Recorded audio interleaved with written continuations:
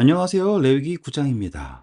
여덟째 날에 드디어 7일 동안의 제사장 위임식이 마쳐졌습니다. 마치 할례와 같죠, 그렇죠? 모세가 아론과 그의 아들들과 이스라엘 장로들을 불러다가 아론에게 이르되, 자, 이제 아론이 첫 번째 제사를 드릴 수 있게 됩니다. 먼저 속죄제를 위하여 흠 없는 송아지를 가져오고, 자, 우리 공부했었죠? 송아지는 누구를 속죄하기 위한 속죄제일까요? 라고 하면 제사장 아니면 백성이었죠? 온 회중.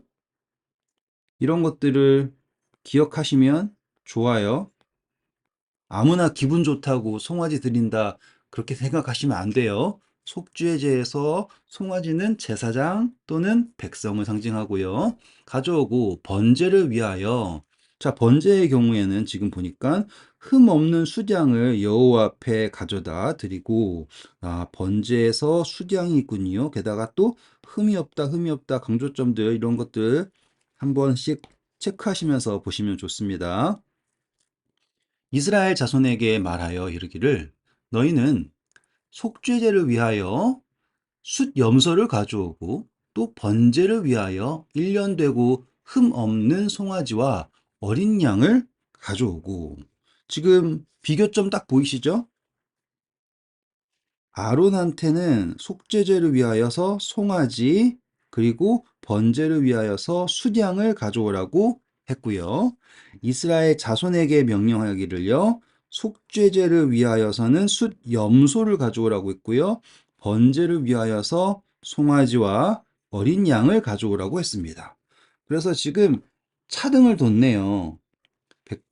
제사장을 위하여서는 송아지가 속죄제로, 백성을 위하여서는 숫 염소가 속죄제로 이렇게 차등을 뒀다라는 걸 알 수 있죠. 그런데 보시니까 원래 번제에서도 보세요. 여기서는 번제에서 숫양이죠. 근데 여기서는 번제에서는 송아지죠. 이런 식으로 차등을 주고 있다라는 것을 확인하실 수 있습니다. 그래서 송아지와 어린 양 가져오고요.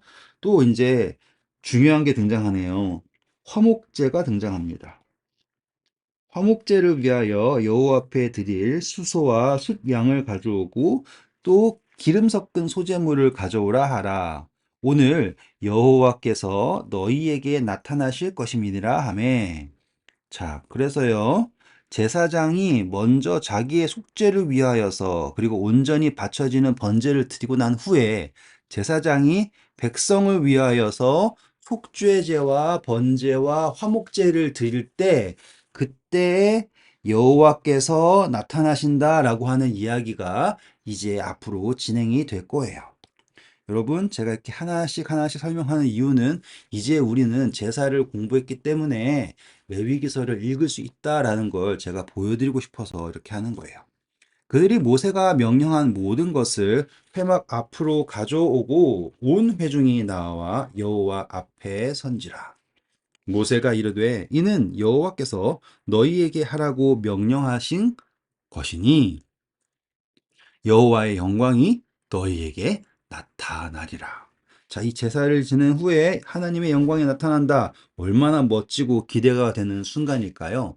왜냐하면 이 영광이 나타나는 것은 단순히 신의 산 위에서 어떠한 것이 아니라 하나님의 영광이 그들이 손으로 지은 성소에 나타난다라고 하는 것, 거기에 임재하신다라는 것이 그 큰 의미이기 때문입니다. 모세가 또 아론에게 이르되, 너는 제단으로 나아가. 자, 드디어 이제 모세가 아론과 그의 아들들에게 제단으로 나아갈 수 있는 그것을 허락합니다. 내 속죄와, 그쵸? 내 속죄제와 내 번제를 드려 너를 위하여, 백성을 위하여 속죄하고. 자, 여기서 백성과 제사장의 일치됨이라는 거 보실 수 있죠. 또 그리고 난 후에요, 또 백성의 예물을 드려 그들을 위하여 속죄하되 여호와의 명령대로 하라. 자, 그래서 두 가지죠. 자신과 백성을 위한 일치된 것에 대하여 속죄가 이루어지고요. 또 백성의 예물을 드려서 속죄하라라고 하는 명령을 합니다. 8절입니다. 이에 아론이 제단에 나아가 자기를 위한 속죄제 송아지를 잡음에 제사장을 위한 속죄제라고 하면 의미가 다르겠죠. 그러면 원래는 어떻게 돼야 됐어요? 그 피가 성소 안으로 들어갔어야 됐잖아요.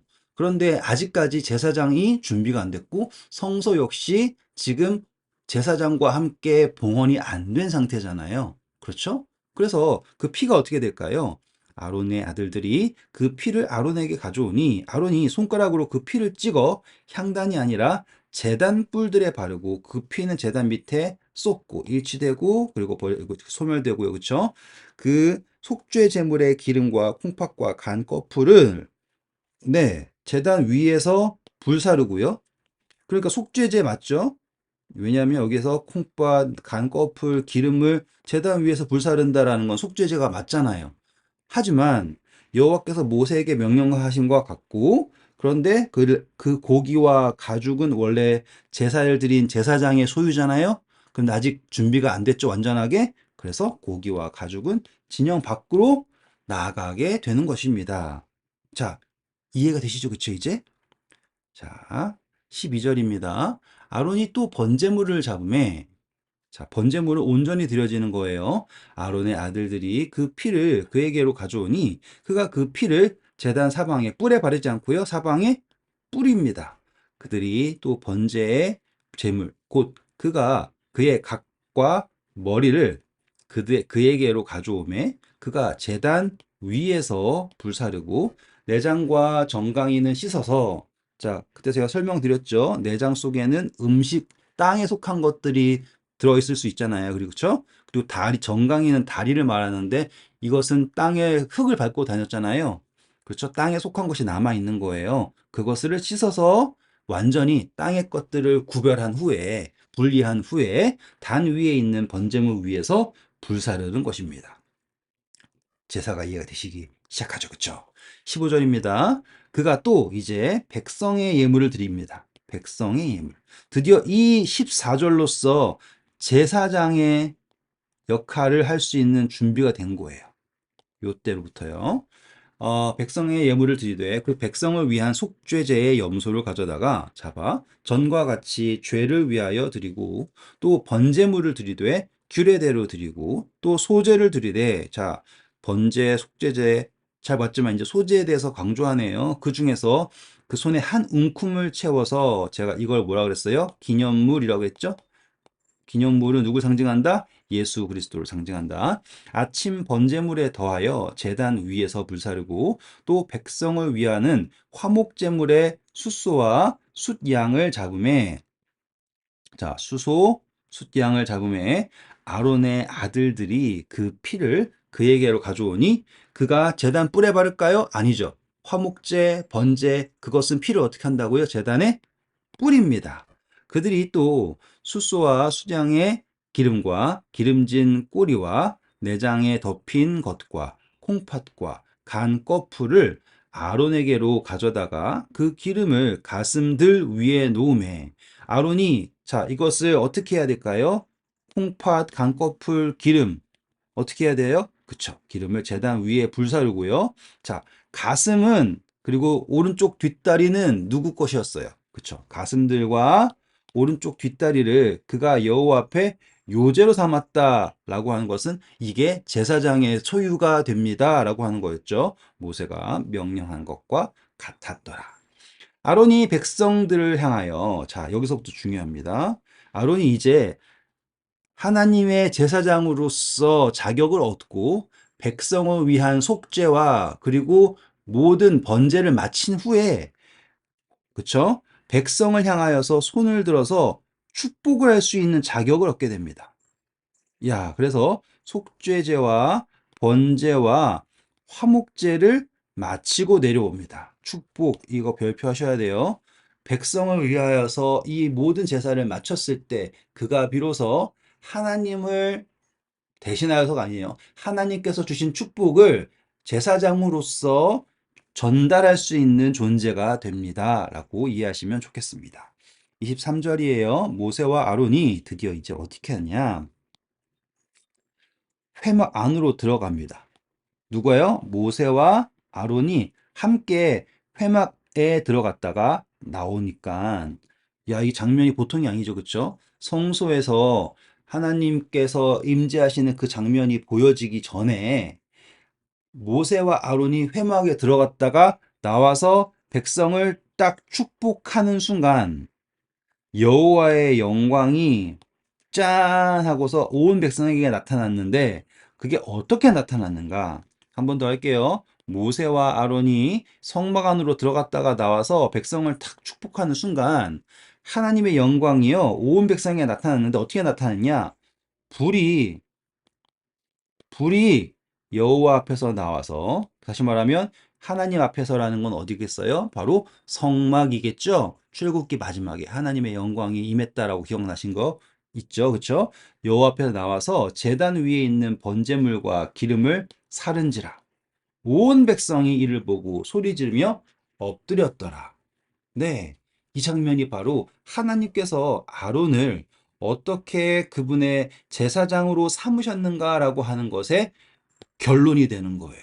그러니 이 상황에서 이 모든 것을 목도한 이스라엘 백성들은 아론이 하나님의 대제사장이라는 것에 대하여서 질문을 가질 수 있을까요? 도전을 할 수 있을까요?